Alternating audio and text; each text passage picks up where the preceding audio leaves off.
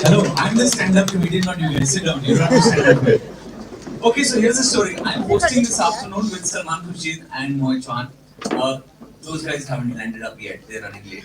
So you got me until they show up. Uh, let's just do a Q&A. We can chat about whatever you guys want to talk about. Any questions? You got some ideas? Huh?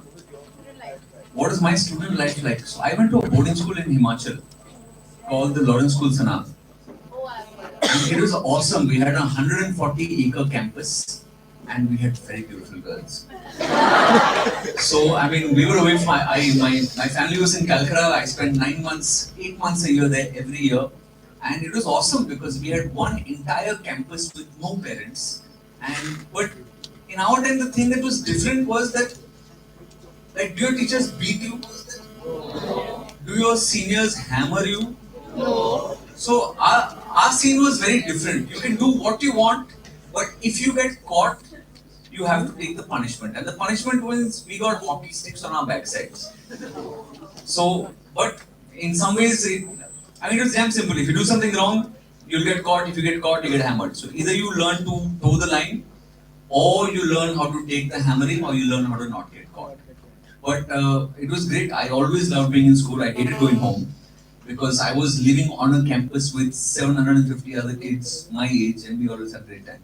So yeah, school life for me was pretty good. But also in our time, there wasn't that kind of focus on academics. Like in my school, most of us were really duffers, right? And it was never considered to be cool to be good at academics.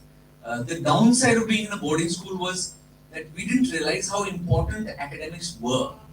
Like we were brought up on this whole philosophy of all-round development, be good in sports, theatre, learn a musical instrument. Nobody ever told us that the only thing that matters when you get out of class 12 is that one piece of paper with your class 12 board exam results. So that was one thing we could have benefited from in school. So we were not as worldly wise or aware as you guys. We didn't have conferences like these. We had one person who used to come from Lucknow every year to do a career counseling session. And they knew nothing about anything. So you guys are far more fortunate in that regard. Yeah. Any more? Just stick a hand up. What's your name? Anubhav. Anubhav. Thanks.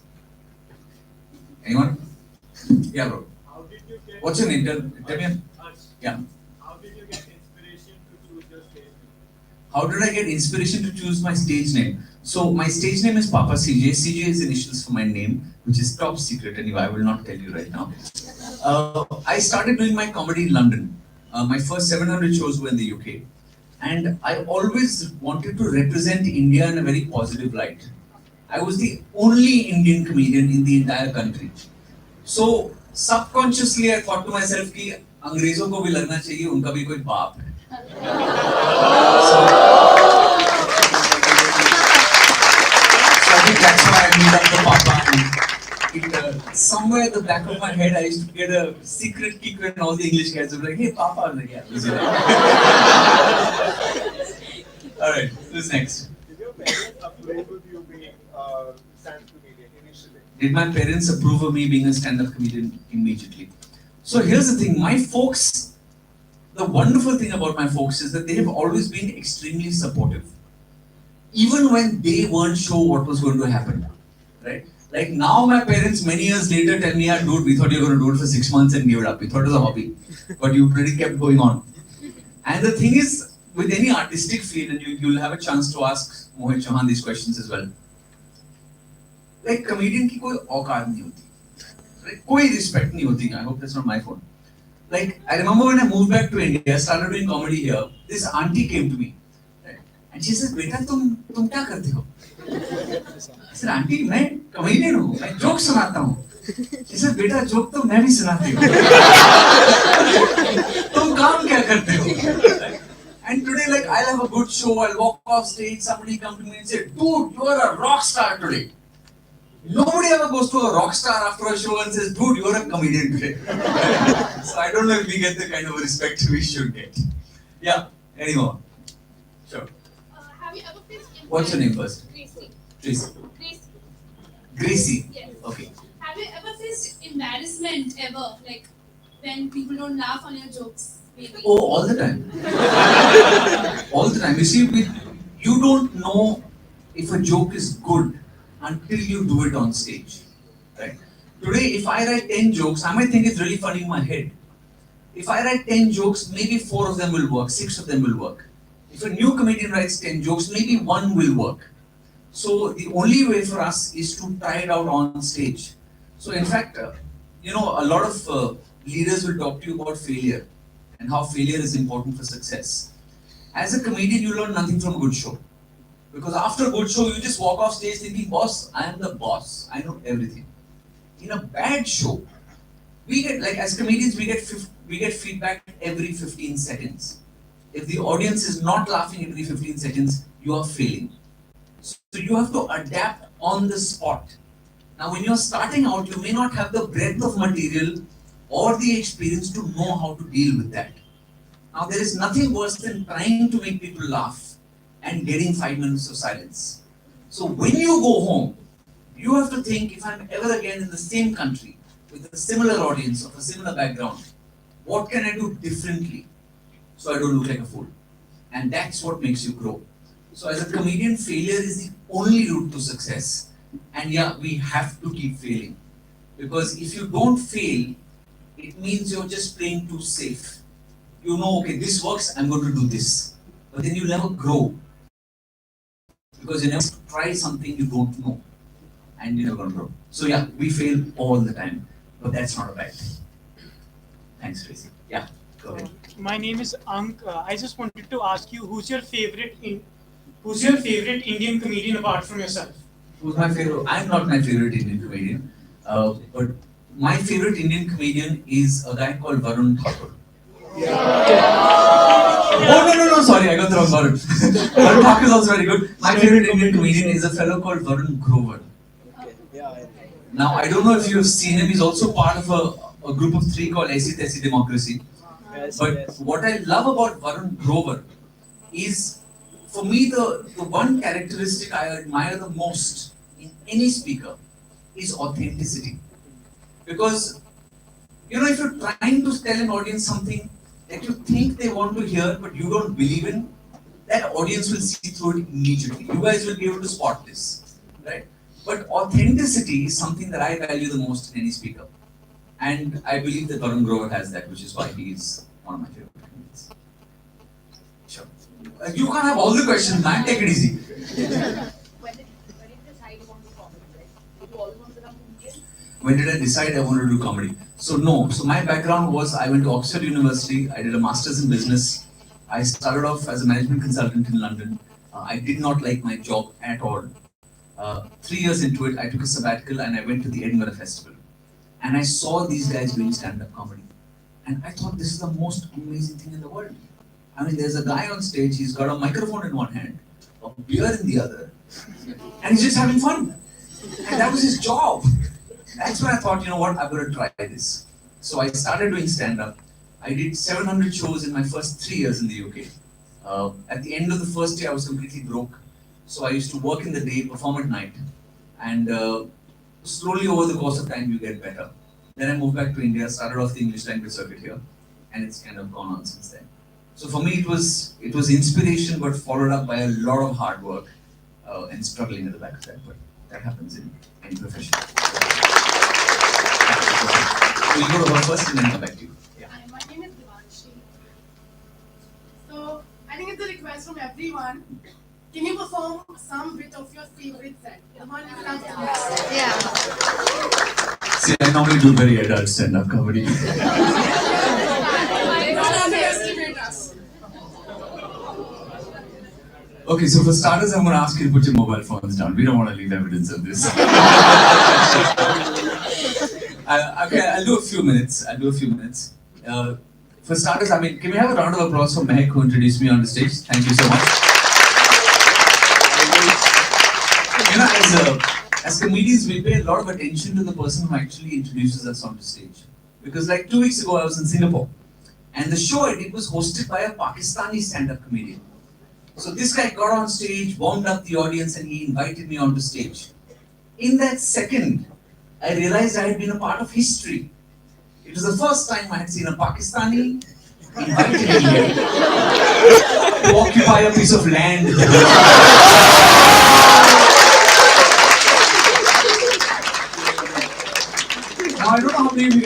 Singapore, but nothing happens in Singapore. Like the last time I went there, front page of the newspaper, there was a pig on the street. Because if there is a pig on the street, in Singapore it becomes headline news. In Germany, it becomes a sausage. In America, it becomes the President of the United States of America.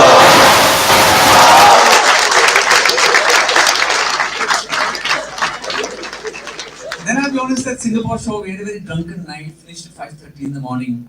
Next morning, I'm catching a flight to Kuala Lumpur. Get to the airport. In my hangover, I lost my boarding pass. So I went to the woman at the counter and said, sorry ma'am, I've lost my boarding pass. Can you give me a fresh one? This woman started shouting at me. How can you be so careless? How can you lose your boarding pass? I said, excuse me. You work for Malaysian Airlines. You lost an entire plane.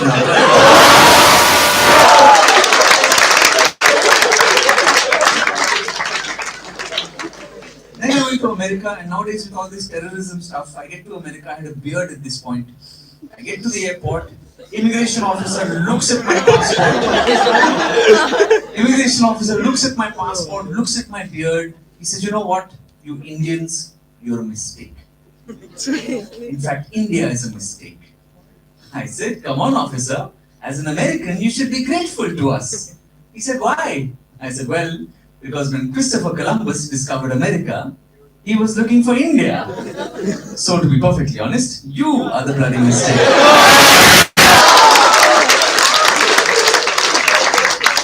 Is that enough stand-up comedy for now? Okay, let's do some more questions. Come on, let's do some questions. Go ahead. I'm Shudha. I wanted to ask you what you think of this stand-up India right now. What's your opinion? I think it's fantastic. Yeah, we're still a very early scene, so the industry is really growing. And the beauty is that stand-up comedy is it's not a straight path that you do BCom, MK, MCom, MBA, and whatever else. So many people do different kinds of things. You have YouTubers, you have people doing sketch, you have people doing improv. So I think it's a great space to be in right now. The one thing I would like to see more of is people supporting each other. Because somehow in many industries we get this, people seem to think that the way up is by putting other people down. But I genuinely believe that if you support other people, everyone can lift each other up. And I think that's how leadership should be as well. But yeah, I think it's a great scene. We've got some superb talents and it's only going to get better. No, you don't get any more questions right now. If we run out of other questions, we'll come back to you. But thank you so much for your initiative. Any more? Go on. Have you ever got Manveer? Manveer. Yeah, have you ever got insulted or got backfired by some audience member during a show? Have I got insulted? I get insulted all the time. So when I performed in London in the UK, it is a very rough scene. Like, there are some places where after the show people might give you feedback. Not in England. They will abuse you on your face right there. Right? So you have to learn how to deal with it on the spot. And how you deal with it depends on the kind of person heckling you and what they say as well. So as a male comedian, if a man shouts something at me or insults me, I can destroy him immediately. If it's a woman, I have to wait until it gets to a point where she's spoiling the show for everybody else. Because if I attack her instantly, the audience will go against me and say, what a guy, how can he just say that? Right? So, for example, I remember I had a woman in a city called Portsmouth, who, in the southern part of the UK, very rough club. This was the club where 139 times in the last year the police had to be called because there was violence and fights. So this woman was very drunk and she started shouting at me. So first I said, oh look, I'm being heckled or insulted by a woman with the most beautiful eyes I've ever seen. In fact, one eye is so beautiful, the other one can't stop looking at it. Still a sweet kind of thing, but it's putting her down. Then eventually later, much later, when she was very drunk, she was spoiling it for everyone. I got 400 people in the audience to shout, shut the dash up. Right? Which they all shouted. She still didn't keep quiet. Then I said, madam, I would put you down, but my religion doesn't allow it. Because where I come from, cows are considered sacred.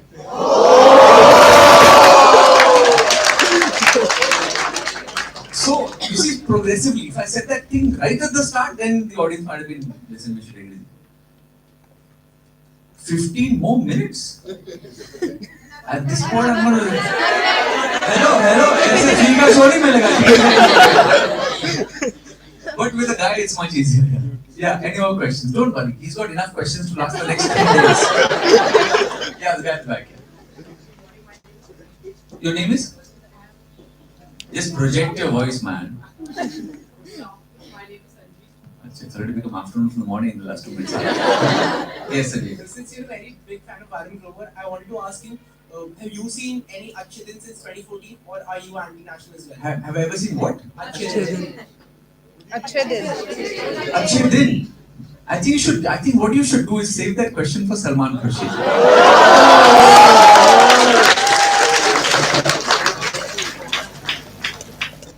In fact, I can tell you the first question to ask him when he comes. Sir, how important do you think punctuality is as a leader?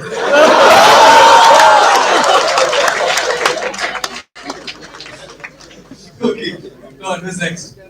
Yeah, girl over there. I'm Ratna, and my question to you is, do you ever plan on going back to your academic career? Do I ever plan on going back to my academic career? It wasn't much of a career to start with. Exactly. See, I don't really live my life according to a plan.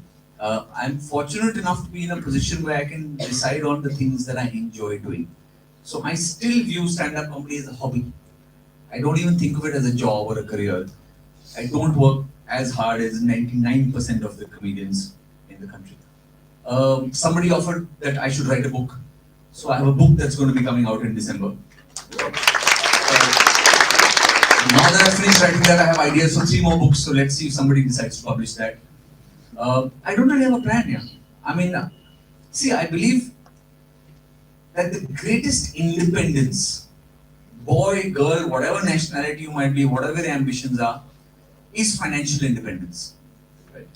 Once you can support yourself and live under your own roof, or at least financially support yourself, you don't need to listen to anybody.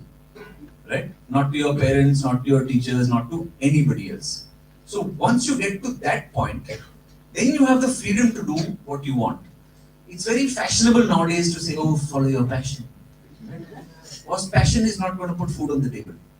Right? So you have to feed the soul, but you have to feed the stomach as well. So my only advice would be that is to get to a point where you are financially independent, and that will allow you to do whatever the hell you want. And sometimes you have to balance that out. I did have to work in a job in the day so I could do my stand-up comedy at night. But in my head, even though my job was 8 hours a day, and I was performing for 20 minutes at night, I was doing stand-up comedy, right? And the job was to support me. And you learn how to hustle.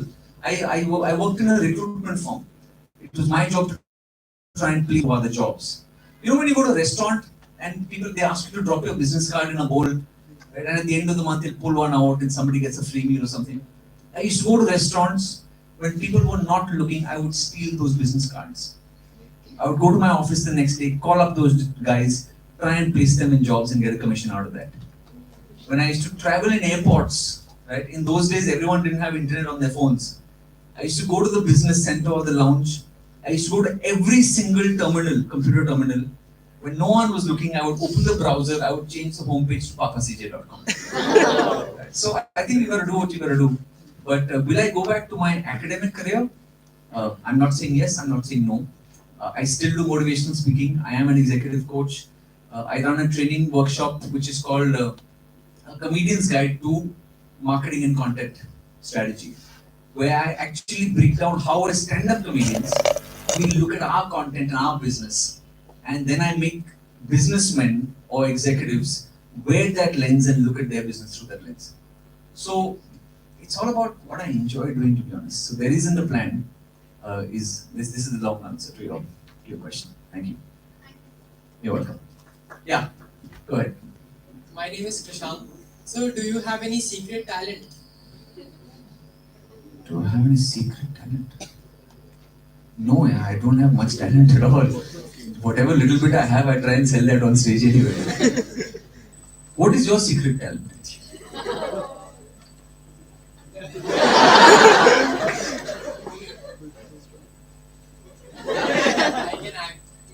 Then why are you keeping it a secret? I'll charge for it. Then I suggest you don't come and host the lead on conference. यहाँ पैसा नहीं मिलेगा. I'm kidding. Yeah. Who else? Yeah. Oh, hang on, Mike. Yeah. Hello. She's got a right to a question. Relax. If everything was made legal for 24 hours, what would you do? If everything was made legal for 24 hours, what would I do? You know, to be honest, I still do whatever I want, whether it's legal or not. So, remember that boarding school lesson, don't get caught, I'm following. Yeah. Any more? If you don't have questions, we're going to go back to this guy, because he's got hundreds. One second, you've asked a question, I'm going to go to him and then we'll come back to you. You talked about Warren Grover. Yeah. So he does mainly political stand-up, like things concerned with politics. Yes. Of this country, basically. Yes. So do you enjoy subjects more like politics to do a stand-up on, or the normal subjects which are going in the society? See, there's no such thing as a normal subject, right? And comedy is entirely subjective. It's like you're looking at a painting. Somebody will like it, somebody will hate it. So different people will like different kinds of stand-up. And what happens is, when you start out as a comedian, when you start out as a comedian, you're trying to make everybody laugh. So you're going for the easy joke. But eventually over time, so we talk about trying to find your voice in stand-up comedy. And I think that's an incredible lesson for leaders as well. Because you can only be a second best Steve Jobs, right? But you can be the best Mehak Jain possible. So if you keep trying to be somebody else, then you're never going to have a personality of your own, right? So you have to get to a point where you're confident and comfortable enough to be yourself, right? And even as a comedian, you get to that point. You no longer go for, oh, I know he's going to find this funny, so I'm going to do this joke. But tomorrow somebody else will be there. So you have to do what you find is funny. You have to do what you believe in. And eventually your audience will find you. The people who don't like your kind of stuff will automatically weed themselves out. And it's a happier place to be because you don't need to have 2 million people following you. You can have 100,000 but still be yourself and comfortable on stage. Otherwise you will always feel like you're a farce and you're putting on this act and being somebody else. So, I don't know if, does that answer your question? What have you enjoyed as a comedian or as a general audience if you're sitting here and you are seeing or you're listening to stand-up? Yeah. So what have you enjoyed the most? What I enjoy the most is spontaneous crowd interaction. So I love doing gigs where, I mean, if you get on YouTube, you'll find a 37-minute clip of me where I tell 3 jokes at the start and the rest of it is just me chatting with the audience and making up stuff on the spot. So I love being able to chat with an audience and make it a two-way. That's what I enjoy the most. Because unlike pre-planned jokes, which are already there in your head, here you are forced to adapt instantly and make it funny. And that's a much harder thing to do. So yeah, go ahead. So you went to lot of schools now, and Yeah. a lot of crazy stories surrounding the schools. What was your craziest story? There's a lot of crazy stories surrounding the London schools an I've hour. got friends there, so I've got Well, then tell us one of those stories. not exactly what I've heard. They So you're lying. No, but Then? I've heard stories of how they sneak out or do, you can see illegal things in schools. What was your craziest story? What's crazy about sneaking out? It's perfectly normal. I was just asking, what's your craziest incident from boarding school? What's my craziest incident from boarding school? Oh, I'll tell you a few fun stories. There are so many of them. I'll tell you about 3 or 4 friends of mine. So we had we had an English teacher called Mr. Sipple. Now Mr. Sipple is quite a spaced out fellow. We used to call him Zap. He was pretty clueless, right? So one day he was taking his wife to Chandigarh for a dental appointment. So while he took her down, these 4 Sardars from Nilgiri house broke into his house, ate all his food, stole this Bryan Adams CD and went away feeling very happy. Boss, we've raided his fridge, food, stomach is full, we've got some music, feeling very happy. So Zap comes back very upset, my house has been burgled. But it turns out he wasn't as spaced out as we thought he was. The following Monday, he set an essay writing competition for the entire school. The title of the essay was The Mystery of the Robbery at Mr. Sidbal's house. All these four sirs wrote exactly the same story. They just changed the names of the people. Oh, we went in through the ventilator, we stole the Brian Adams CD, there was this lying in the fridge. Of course, they got caught and they got thrashed afterwards. Right? Then I asked one of these guys afterwards, I said, Sadi, why did you write the truth? He said, brother, I thought we'll get full marks. So that was one of the fun stories. It was good. Yeah. Any more? Yeah, go ahead. I'm Aditya. Which show would you call your best show ever? Which show will I call my best show ever? So last year I started doing something. Firstly, I've been very privileged to perform on some wonderful stages. I've performed to a full house at the Sydney Opera House. I've performed in Las Vegas. Last year, so I launched something. I launched something called the Papa CJ Happiness Project. So 2 years ago, I said, you know what? For these 2 weeks, I'm going to go and do free shows for any charity across the country. So I did 7 shows in six cities, and we raised about 45 lakhs in 2 weeks for 10 different charities. Last year, what I said was that if anybody has a family member who's unwell or has been sick for a long time, I will come to your house, I will come to your hospital room, and I will perform just for you. So I've been to a hospital room and performed for 2 people. I have been to somebody's house and performed for 7 people in a bedroom where there's a lady who's 80 plus who has a leg amputated and has to go for dialysis 3 times a week. When I finished that performance in particular, and I've seen their families cry because they haven't seen that family member laugh like that for years in some cases. When I finished the show for this 80-year-old lady who lives in Greater Noida, Mrs. Batra, I said, Auntie, मैंने झूठ बोला, the show is not for free. As payment every morning, I want to receive a laughing photograph of yours. 3 days later, 80-year-old woman, her son sends me a message saying, you have increased her lifespan. Because now whenever I send you her photograph, she wants to see it first to make sure that she's looking nice. So for me, those are the shows that mean more than me. Yeah. Go ahead. Good afternoon, sir. I'm Rahul. Sir, did you ever face a major setback in your life? And if you did... Hang on, just pause. May I just say, whenever you introduce yourself to anybody, you should start by saying, I'm Rahul Nantasana Yoga. Carry on, Rahul.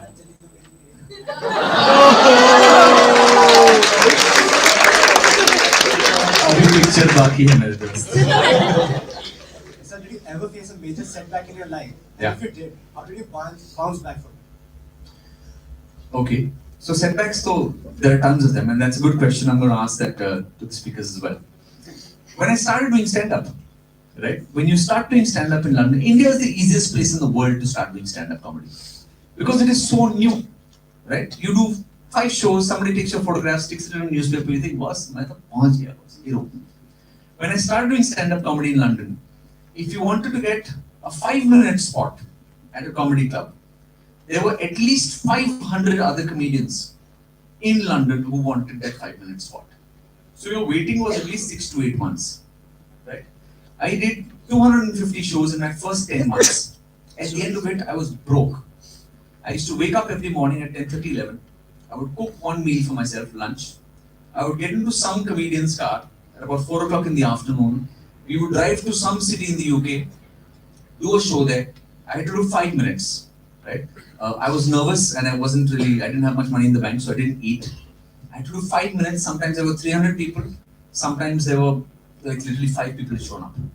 I used to get dropped back on the outskirts of London at 2 o'clock in the morning after the show. I had to pay the driver my share of petrol. I wasn't getting paid for any of these shows, right? And I used to change 3 different buses, sometimes taking over 2 hours and waiting for 45 minutes in cold London winter on the street. I still remember the day I was in South London. It was about 3 in the morning. I was waiting for a bus. It was raining. And you know the shops have these khachas like this. I was literally under here, shivering while the rain was pouring away.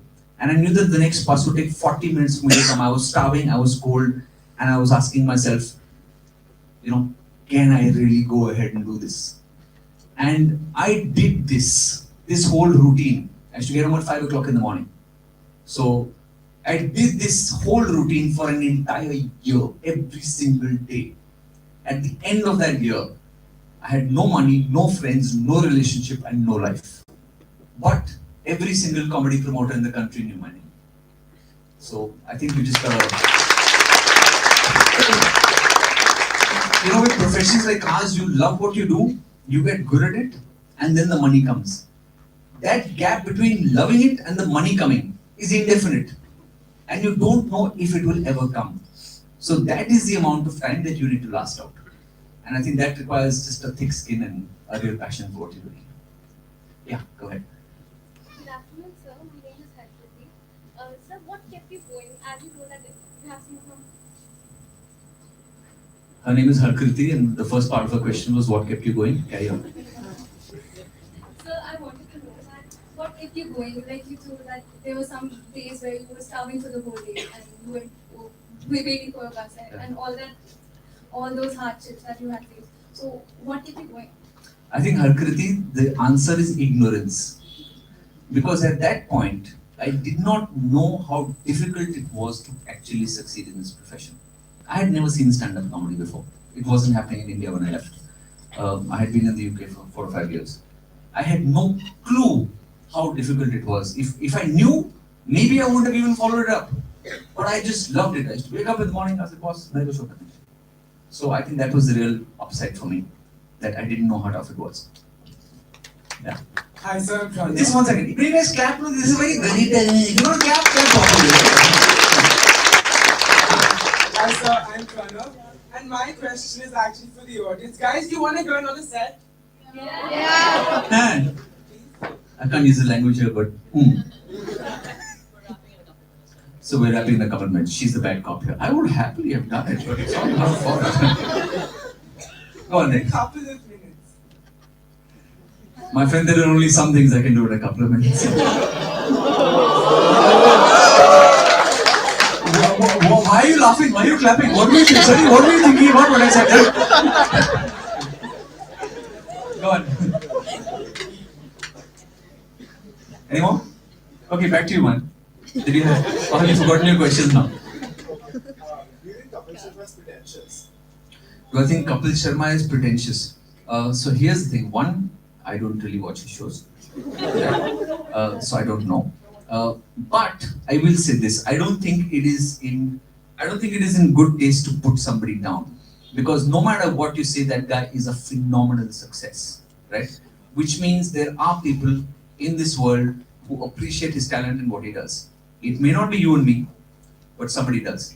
So you got to give him credit for that. Not everybody caters to people like him. So I think you might be a bit pretentious to ask that question, my friend. With the big board over here that says head boy. Go on. Yeah, at the back. Hello sir, have you ever faced a situation in your life that you liked a person but that person never looked back at you?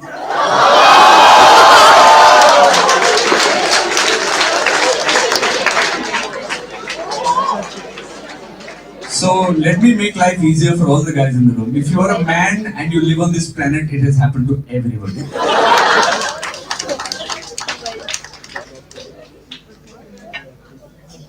Go on then. But what's your strategy, bro? What's your strategy? And who is this person? Tell us also. Who's the person you like and what's going on? What have you tried so far? What have you tried? Who's the person and what have you tried so far? ये जो तेरा question था ना दिल से आया था hypothetical question public की डिमांड से तू अपने आप को पब्लिक बुलाता है क्या But listen, here's the thing. Have you asked? If you don't roll the dice, you won't get a 6. You know, there's a wonderful story about this fellow who used to pray to God very regularly. Lived his life very well. And he had only one wish. And his only wish was, I want to win the lottery. Right? So his whole life went, and at no point did he win the lottery. So when he died, he went to heaven and he met God. And he says, God, I have been a faithful devotee of yours all my life. I have prayed regularly, I have been a vegetarian, I have done good karma. The only one thing I asked you for was to win the lottery. Why did you not make me win? So God looked at him and he says, yeah, the least you could have done was buy a lottery ticket. तो boss अगर तू पूछेगा नहीं ना तो lottery नहीं जीतेगा.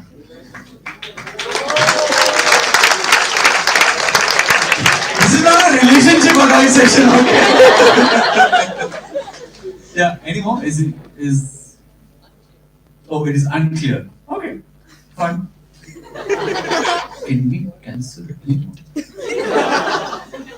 What's the time? It's 3:37. This session was supposed to be 3 to 4. Who's the guy? You wanted 2 minutes. Ask him for 2 minutes. Seems so.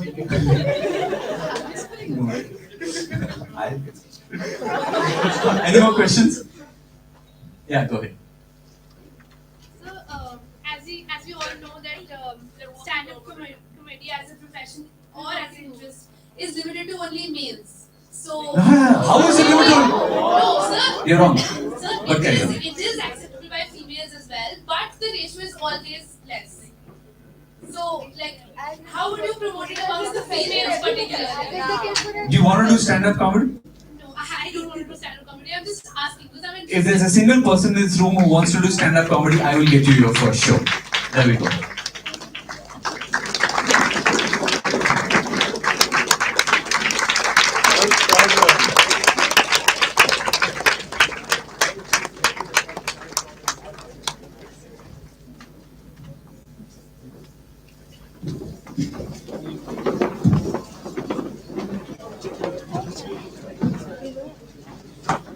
Good afternoon. I'm sure all the participants have had a very stimulating morning and are charged up for this session of Lead On. As you already know, Lead On aims to empower, educate, and activate the potential of the young change makers. It provides the perfect opportunity for today's youth to hone the inherent leadership skills and embark on the journey of self-discovery by being the change they wish to see in society. One excellent way of doing so is learning from the great masters, leaders in their respective fields, whose life and journey can be a beacon for us. Our first keynote speaker is already amongst us, and without any further ado, I request Meghan to introduce him. Our first keynote speaker for the day is none other than Mr. Salman Khurshid Alam Khan,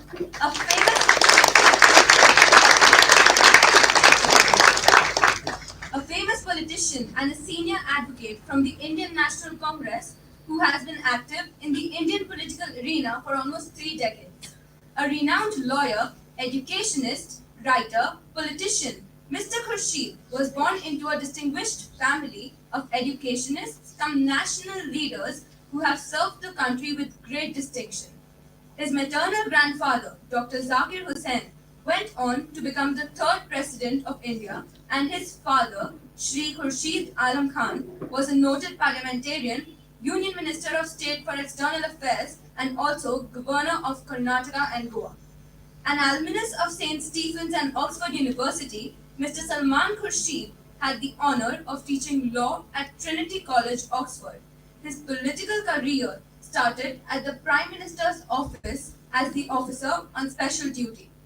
Slowly, he climbed up the political ladder and served as the Union Deputy Minister of Commerce and the Union Minister of State for External Affairs.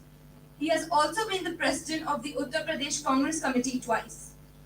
Besides politics, Mr. Khurshid has been deeply involved in writing and acting in plays since his student days in Delhi and Oxford. His acclaimed play, Sons of Babur, has been translated into several languages and performed across the country as well as in UK. At Home in India and If Winter Comes are some of the books authored by him. Mr. Khurshid is a patron of the Mother Teresa Memorial Trust and has also set up the Zakir Hussain Memorial Trust.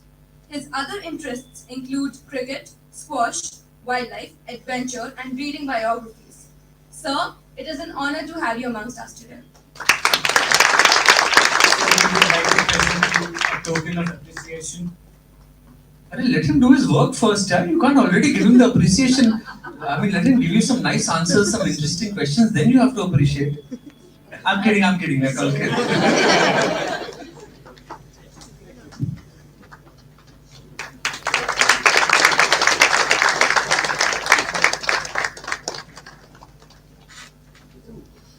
So are you expecting sir to get up and say a few words first, or should we just go straight into a Q&A? What would you prefer, sir?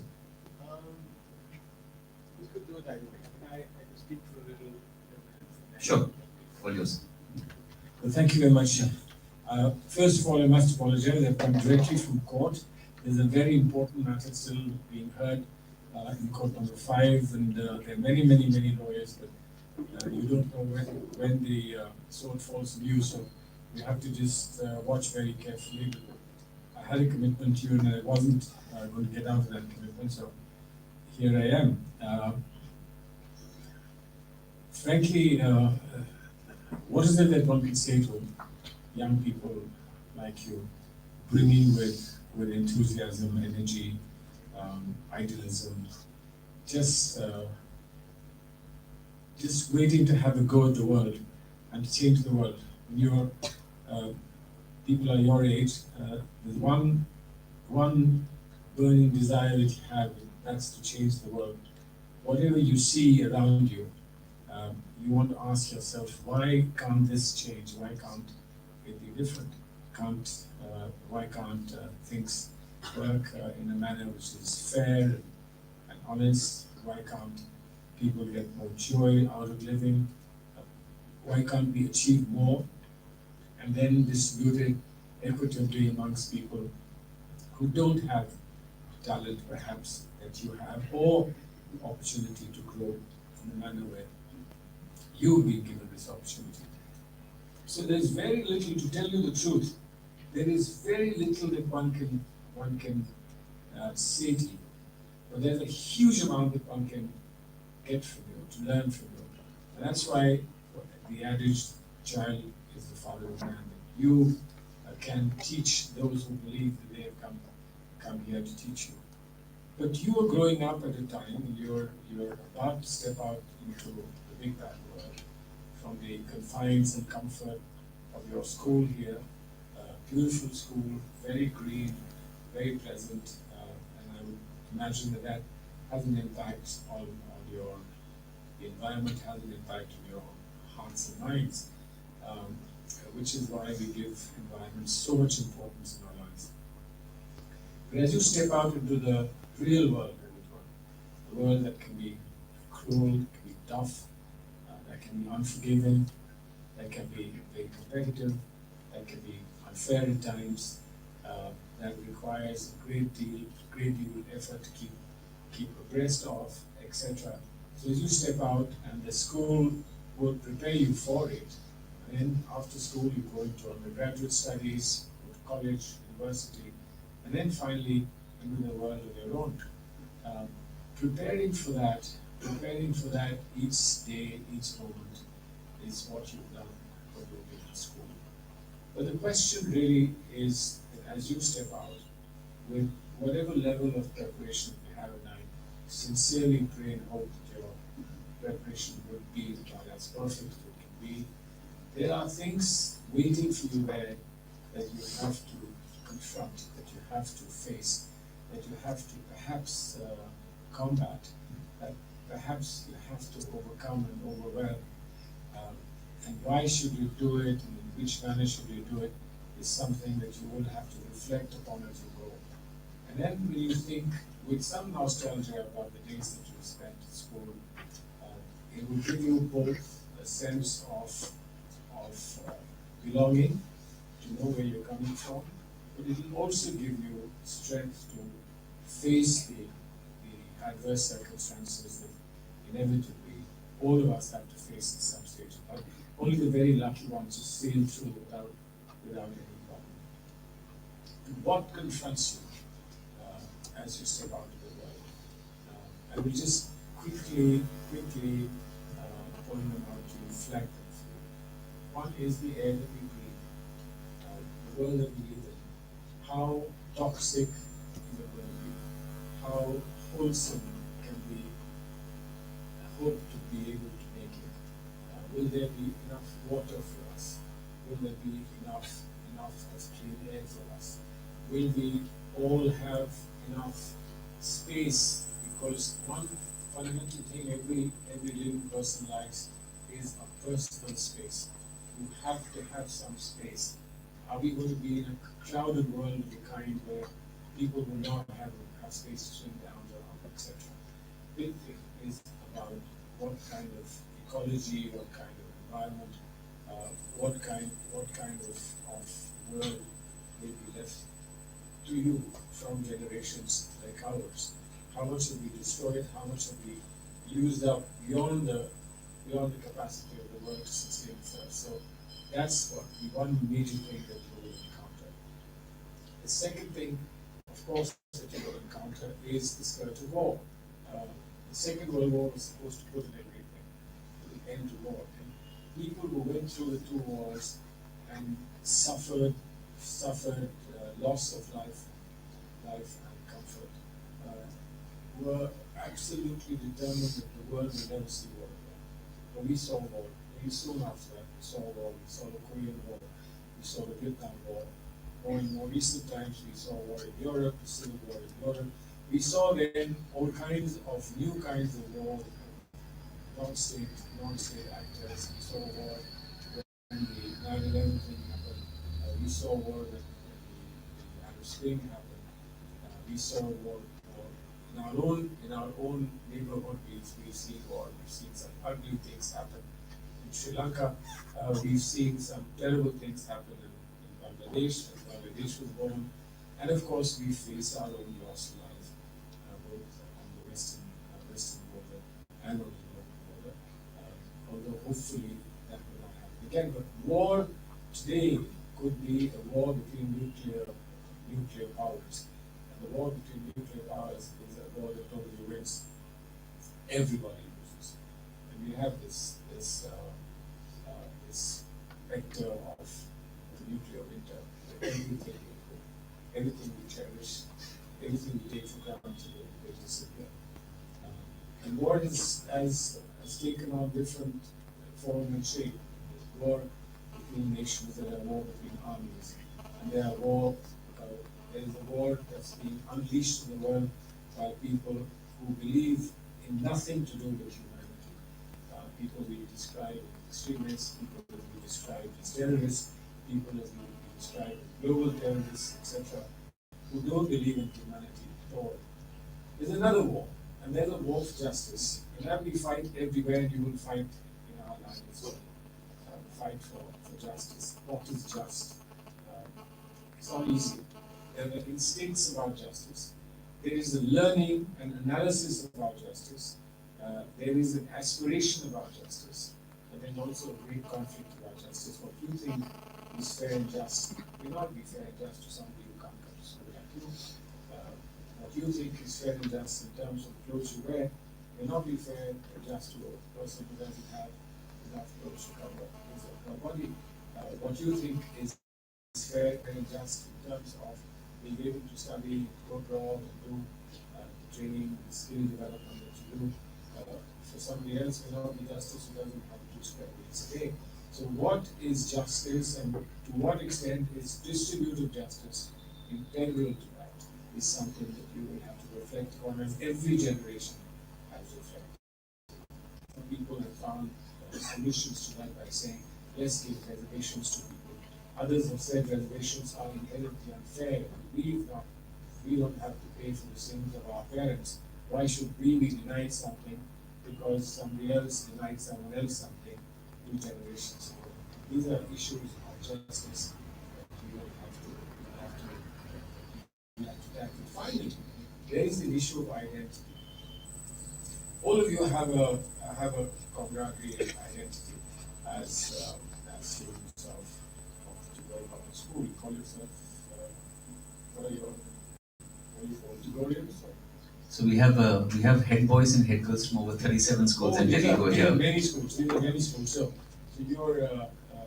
you're head boys and head girls. The best, of course, that every school is produced. But there is a thing of identity.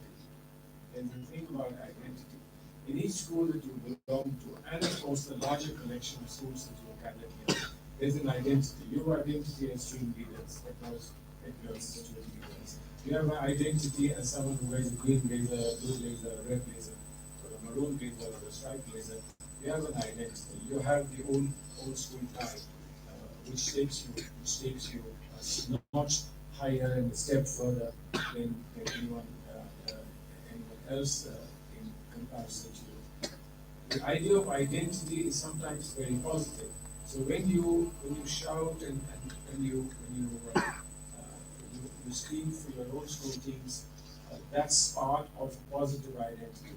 But when you begin to hate, when you begin to despise someone because they are different from your identity, then it becomes a terrible human problem. And one of the big problems in the world today is the problem of identity. How do you overcome identity?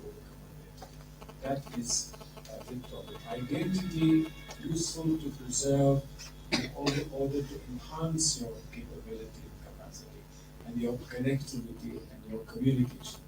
But identity, if it makes you dislike, despise, or hate somebody, an identity that causes divides in society, identity that takes you apart from other people, identity that makes you envy and deprive somebody of something that you are seeking yourself, is something that you will be fighting against.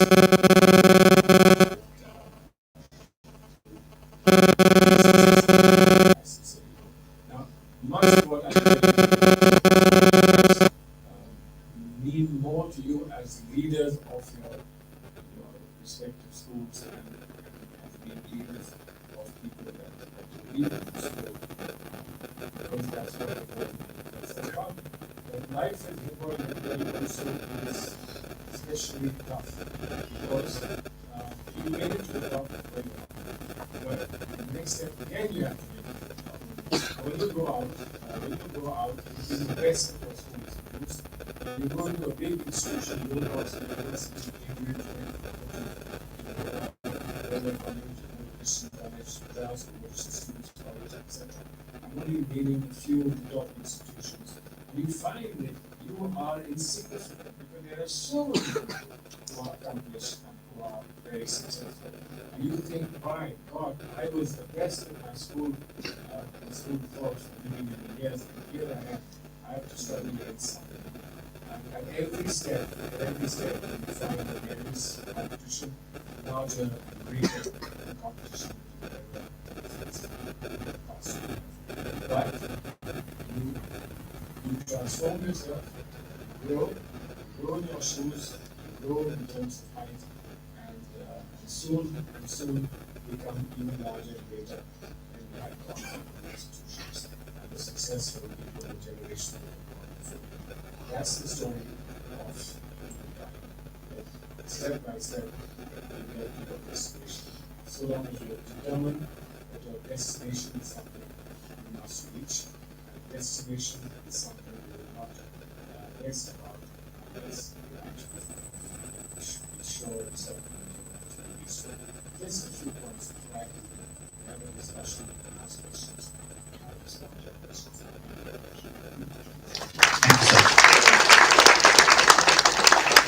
So, sir, to start with, we've got a few questions from the students themselves. Then after which we'll open it up to questions from the audience if we have time. Since this is a leadership conference, almost any book we open on leadership has a different definition. So our first question to you is, what does leadership mean to you, sir? Well, for me, leadership is not always being in the front. People assume that if you're in front, you lead. But there are leaders who can be the back and still lead because you're nudging people on, you're pushing people on. I think to be a leader, the most important factor of a leader is to understand everything about the people. If you can instinctively tell what is that they aspire to, if you can instinctively judge what is that they are capable of doing, and push them to the point where they don't break down, push them with encouragement, push them with example, push them by being confident and understanding.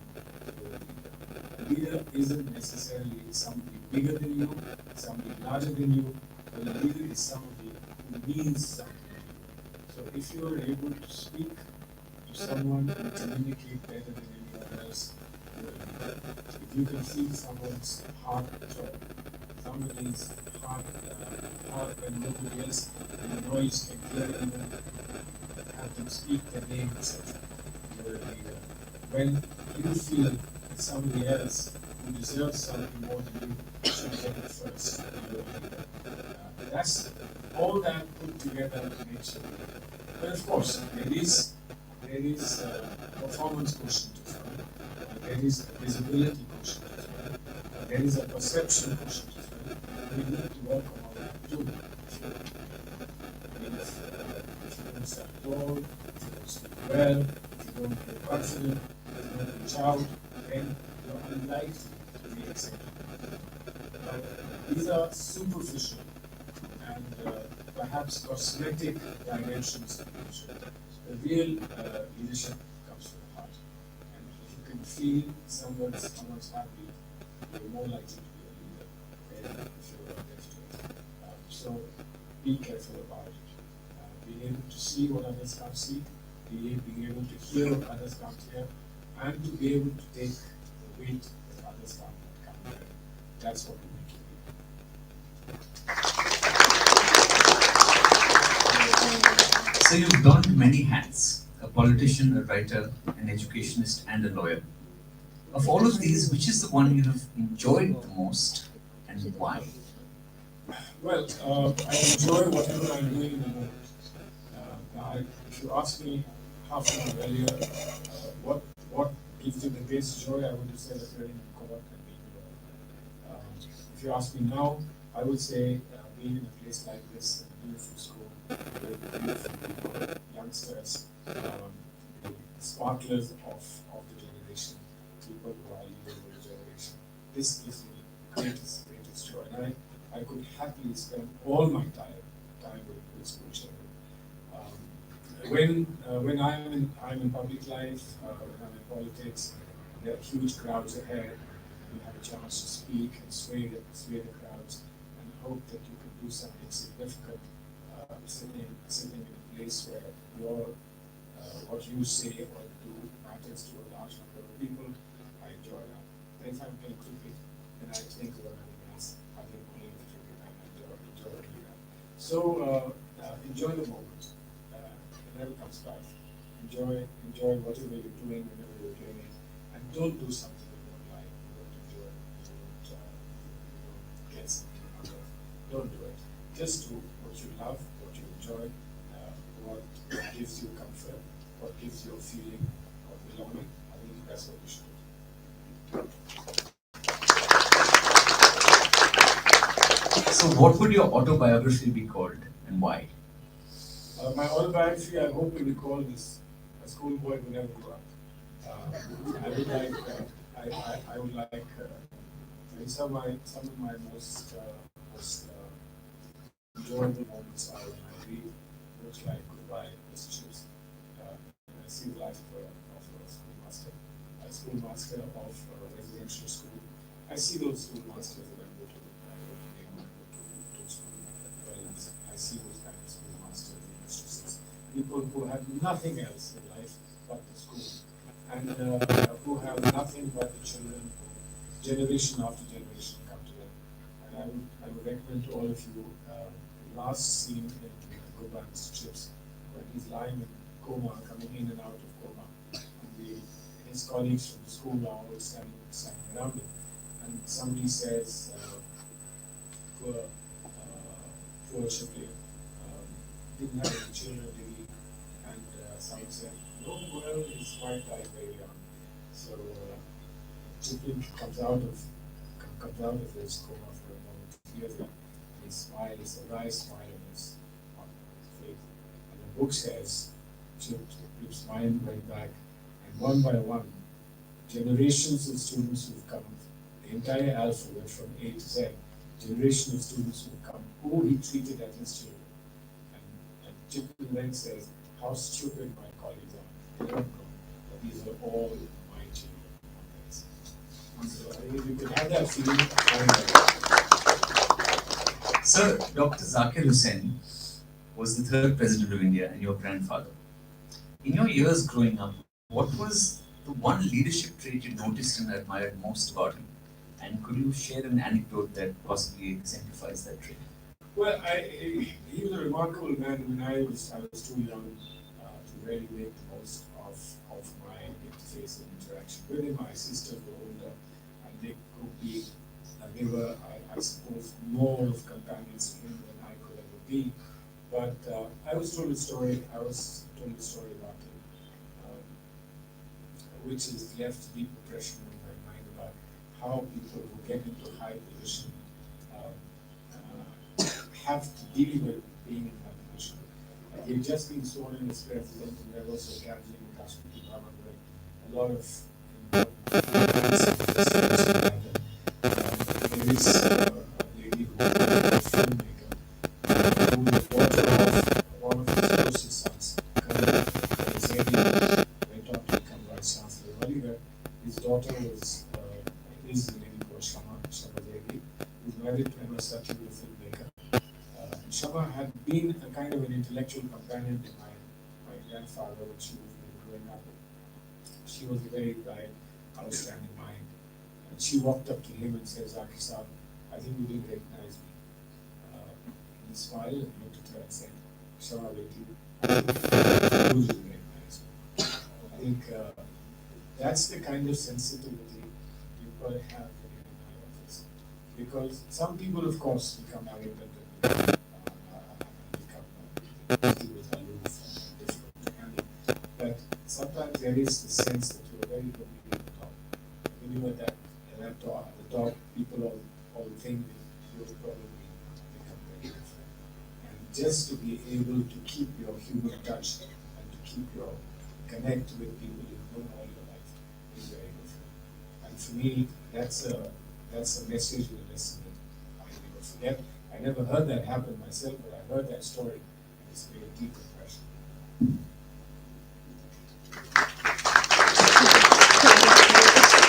I'm glad your applause is picked up. Huh? Not in English cricket. We need like an Indian cricket kind of applause if you like something. Then you have to whistle. Can anyone whistle here? Does anyone know how to whistle? Ooh. You think that's a whistle?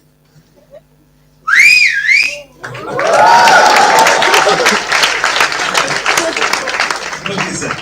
So, what are the good examples that you believe that you have set for the youth as a leader, and what are things you have done which, if given a chance, you would do differently? Well, gosh, that's so difficult. I don't want to keep people here for the whole evening, bore them to death. For me, the most wonderful moment, which I'm still living through, and that dwarfs anything that I've achieved. There were moments in my life that I thought were kind of memorable moments that I'll never forget. When I finished my Oxford degree, and I got to know late in the evening that somebody had seen my results and found that I'd got a first at Oxford. The whole night I didn't sleep because I had to wait for the examination schools to open so that I can go confirm that I had a first. It's not easy to get a first at Oxford. And I thought that was a memorable moment. But it passed. I mean, it was fun, it was exciting, exhilarating, it passed. But there's a moment that I'm still living, and that moment is unique, and it will be something that you'll empathize with. I won my election two terms ago.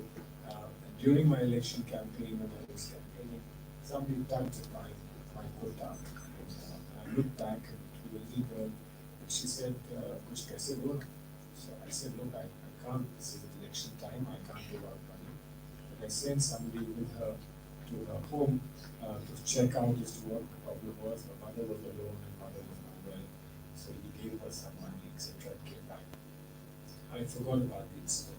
After I won my election, I went back to the same area, and I was climbing onto the podium when somebody tugged once again, and I looked back and it was the same girl, and she said, "Acha, ab to kaise hua?"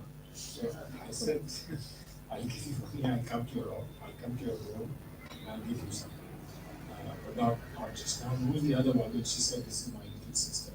So I went to their home a little while later, and I discovered that these were two beggar girls. They used to travel on a train without ticket, being for Pavania and Kanpur at night, smoke bees, and collect money that they brought back to keep their mother alive.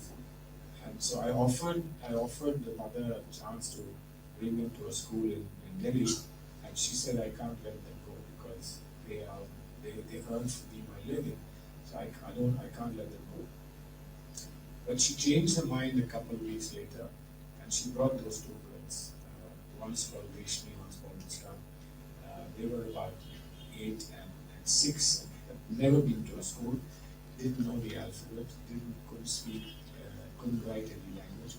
I put them in a public school in Sonipat, DPS Sonipat, where they didn't know what to do with them because I had to teach them everything.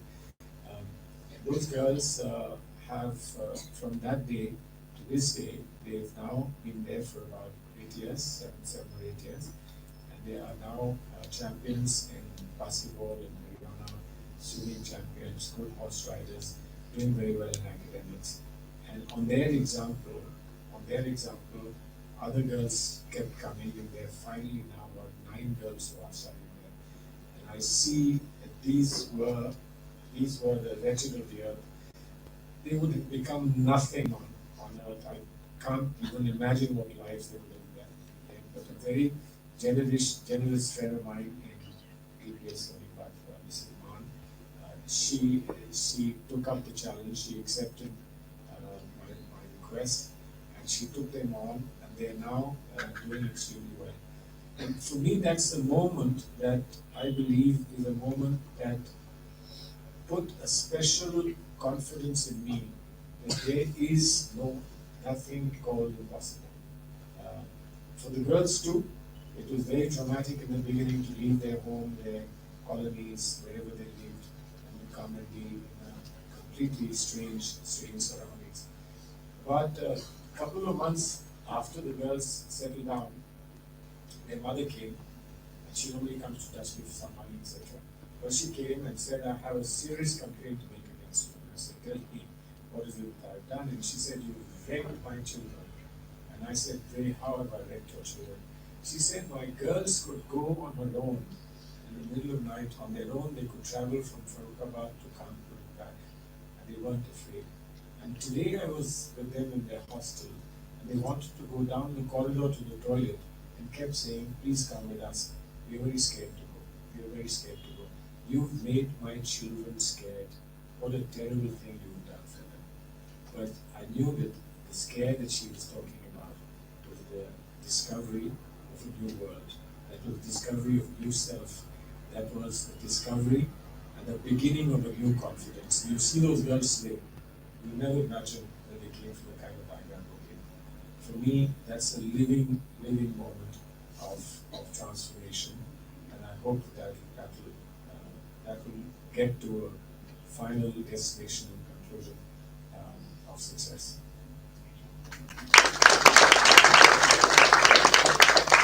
So, are there times that you have disagreed with the leadership of your party and yet been forced to toe the party line?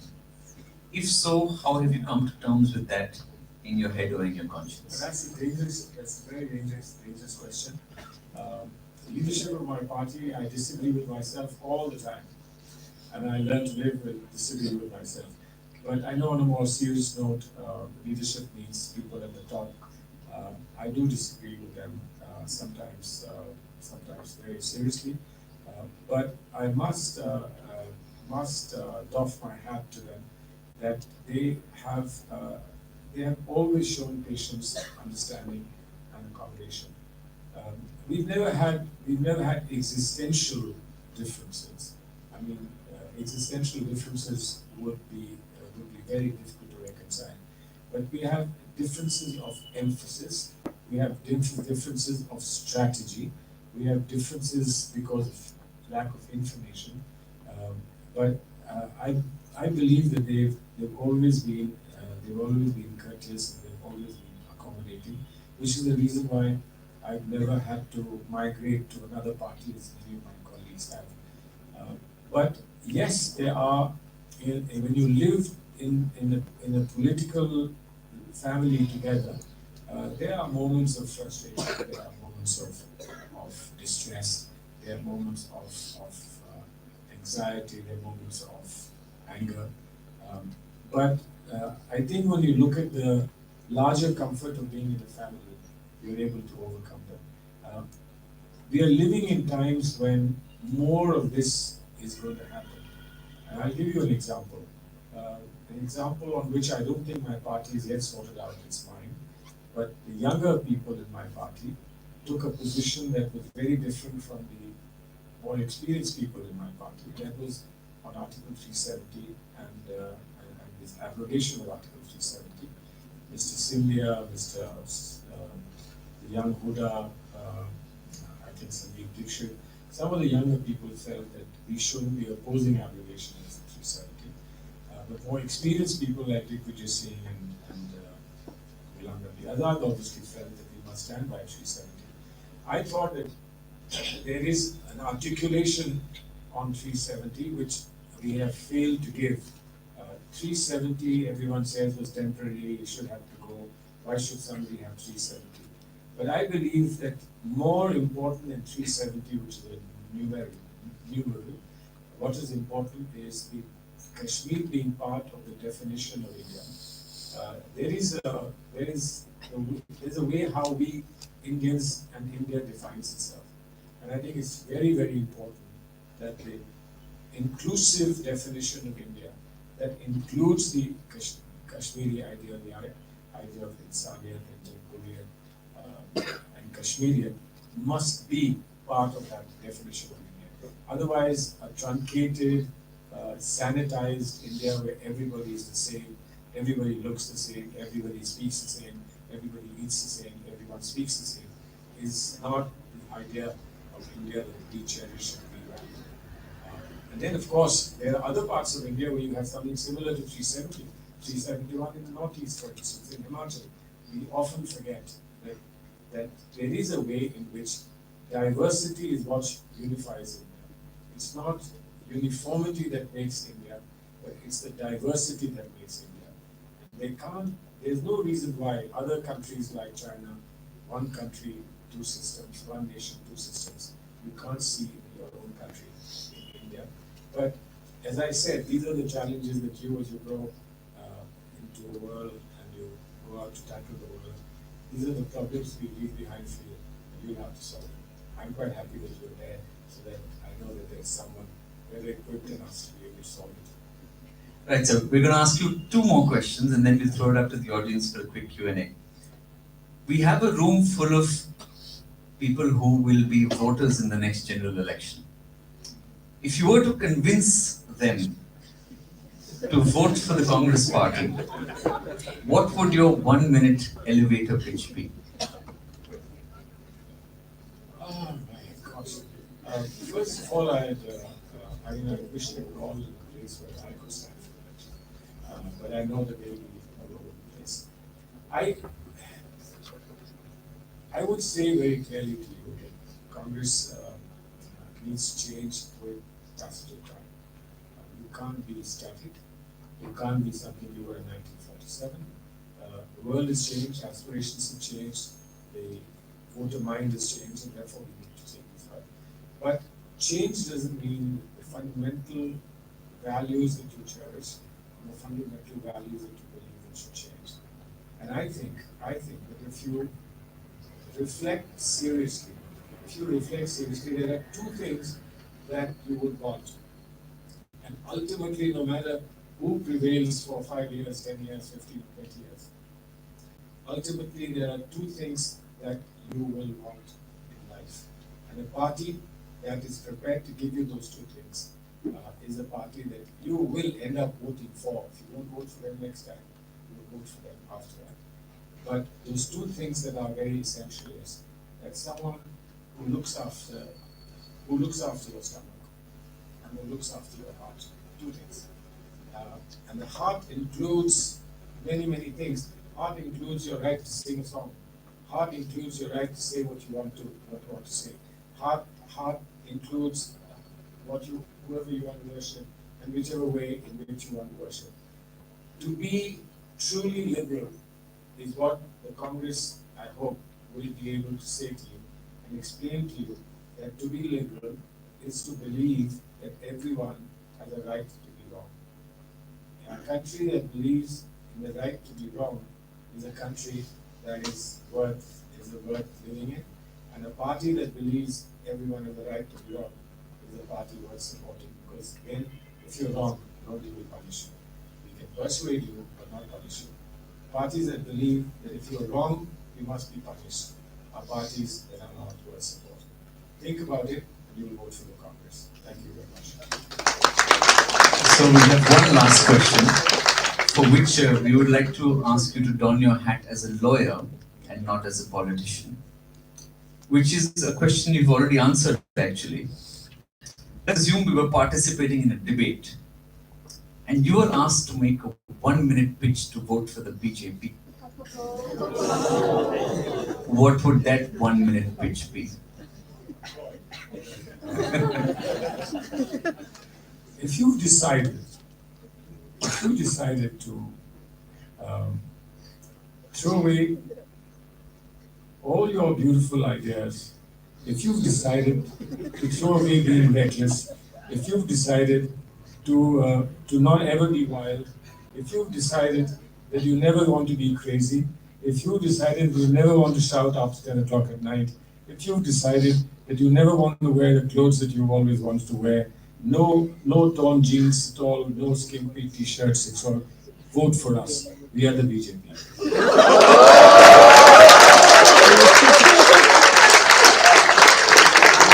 Thank you, sir, for that wonderful pitch. We've got 5 minutes. We're gonna take. Oh my God. Fine. Since the two of you had your hands up straight, can we get the microphone, Samle? Please. Thank you. To the two of them up front. So, sir, basically, I'm somebody who wants to join politics, but I feel that the Congress, although that ideologies are beautiful and they've been evolving in the past 70 years since independence, but there's this dynastical succession which is there in the Congress, which might not allow somebody new to go into the top brass. So, as a young person, I don't know what to do because I support the ideology, but I don't think that the way the people are going to the top is right. So, that is one thing. I just don't think that's something that's stopping young people like me from going into the Congress or even voting for the Congress because this dynastical succession is there. Well, it's the same party that tried very hard to bring about family planning in this country, and we got voted out when we tried family planning. Therefore, we stuck to the family. The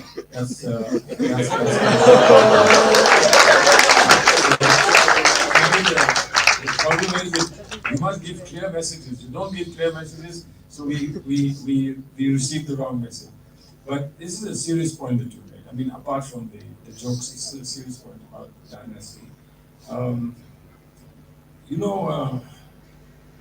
There are Supreme Court judges sitting who are sons of Supreme Court judges.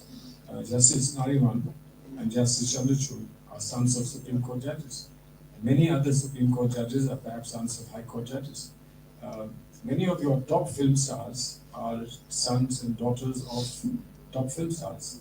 Many of our top sportspersons are sons and daughters of top sportspersons. In fact, all businessmen, nearly 99%, are sons and daughters of businessmen.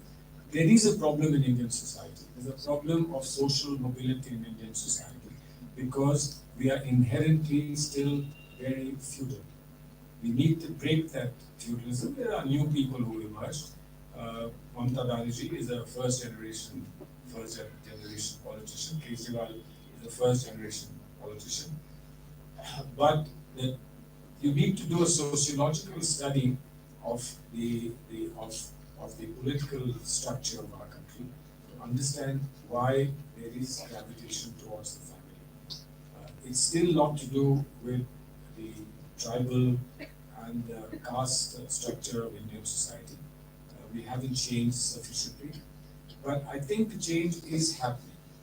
There are the last last effort to grab and hold on to dynastic politics is there as well, and not just in the Congress. I can name you every single party that has it. I mean, does the national, that Sharad Pawar party not have it? Does the BJP not have it? Communists perhaps are the only parties that don't have it. But I would advise you not to join them because they haven't got much going for them. Other than that, every party seems to have it. The only thing with the Congress is that the Congress dynasty captured the top, so you're more visible. They are more visible. But everywhere there are dynasties. And I would be happy to say that let's move to a more greater social mobility so that somebody coming into politics first generation is not worried about will I make it because I'm first generation. But if you want to become a lawyer, you have the same problem. I mean, if you're a second generation, third generation lawyer, you walk into a lawyer's office, you don't look back. But if you're a first generation lawyer, you get kicked around like a football. You work here for 2 weeks and you work there for 4 weeks. And if somebody takes pity on you, they take you in their chamber. So this is a larger Indian problem, and I think that we must all commit ourselves to change it, and that includes the Congress Party. So I'm just going to add to her question in terms of trying to break that sort of thinking. If there wasn't a Gandhi, who would you pick to head the Congress Party, and why? Well, it is very difficult. I'll tell you those who want to be picked. I can give you their names. So who would you pick? Who would your choice be? Would I pick them or not is going to be tough. But there are people who want to be picked. I mean, Shashi Tharoor wants to be picked. He's offered it. Sachin Pilot has offered himself. Sindhya has offered himself. Now, these are people who, in a sense, explicitly or implicitly are offering themselves. But difficult to say that you could say I would pick so and so, I'd pick so and so, because they need to grow in that position and stature where they become serious candidates for replacement of our present setup. I don't think they've reached there. We did think of people. We did think of Digvijay Singh at one point of time, thinking that he would step into a leadership role. But you can't keep waiting to get into a leadership role for 10 years or 20 years because time changes and things change. So today it would really be, I think it would not be very sensible, and it would be just pure subjectivity to say I would take so and so. And I'm saying so much in order not to slip and say, well, I would choose myself. I think that's the first thing a politician says, I would choose myself.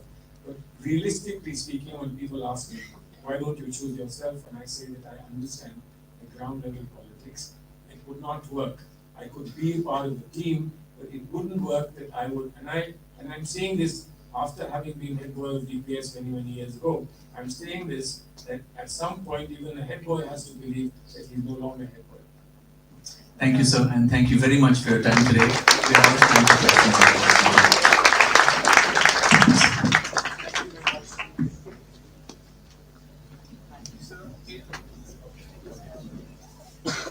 Thank you, sir. It is an honor to have you amongst us today. Surely your words will continue to guide and inspire us for a long time. Sir mentioned a leader is a person who pushes a group forward and solely is not the front page. A leader is a person who understands others and respect their ideas. These things which we will keep in mind and apply in our life.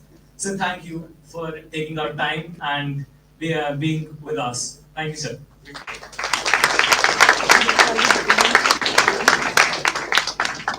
Thank you. All the best.